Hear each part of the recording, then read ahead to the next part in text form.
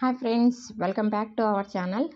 ఈరోజు మన వీడియోలో ల్యాప్టాప్లో స్క్రీన్ షాట్ అనేది ఏ విధంగా తీయాలనేది అయితే చూద్దాము. ముందుగా ఇక్కడ సెర్చ్ బార్ ఉంది కదా, సెర్చ్ బార్ పైన క్లిక్ చేయండి. క్లిక్ చేస్తే ఇక్కడ స్నీపింగ్ టూల్ అని టైప్ చేయండి. స్నీపింగ్ టూల్ అని టైప్ చేసినాక ఇక్కడ పైకి వచ్చింది కదా స్నీపింగ్ టూల్ అని, దానిపైన క్లిక్ చేయండి.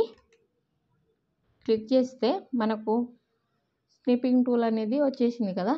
ఇక్కడ న్యూ మోడల్ డిలే ఆప్షన్ ఉంది కదా, ఒకసారి మోడల్ పైన క్లిక్ చేద్దాము. మోడల్ పైన క్లిక్ చేస్తే ఫ్రీ ఫ్రేమ్ స్నీప్ ఉంది కదా, రెక్టాంగులర్ స్నీప్ ఉంది కదా, అంటే ఇక్కడ ఈ విధంగా వస్తుంది.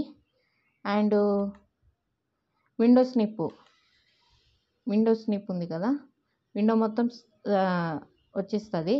ఫుల్ స్నిప్ అంటే ఫుల్ మొత్తము దానంతా అదే స్క్రీన్ షాట్ అనేది తీసేసుకుంటుంది. సరే,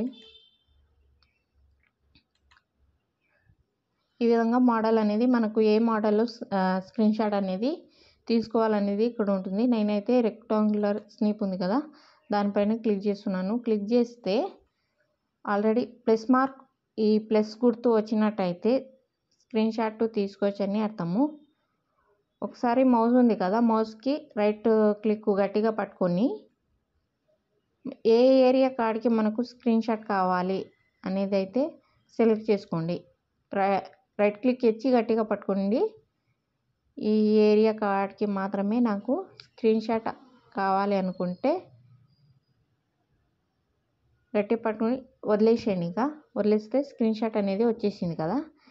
ఈ స్క్రీన్ షాట్ అనేది ఎక్కడ సేవ్ చేసుకోవచ్చు అన్నమాట. ఇక్కడ సేవ్ ఉంది కదా, సేవ్ పైన క్లిక్ చేస్తే మనకు ఎక్కడ సేవ్ అవ్వాలి అనేది అంటే ఇక్కడ చూపిస్తుంది. నాకు డెస్క్టాప్లో సేవ్ అవ్వాలి కాబట్టి ఇక్కడ నేమ్ కూడా ఇచ్చుకోవచ్చు అన్నమాట. ఇక్కడ ఫైల్ నేమ్ అనేది నేనైతే 1 2 3 అయితే ఇస్తున్నాను.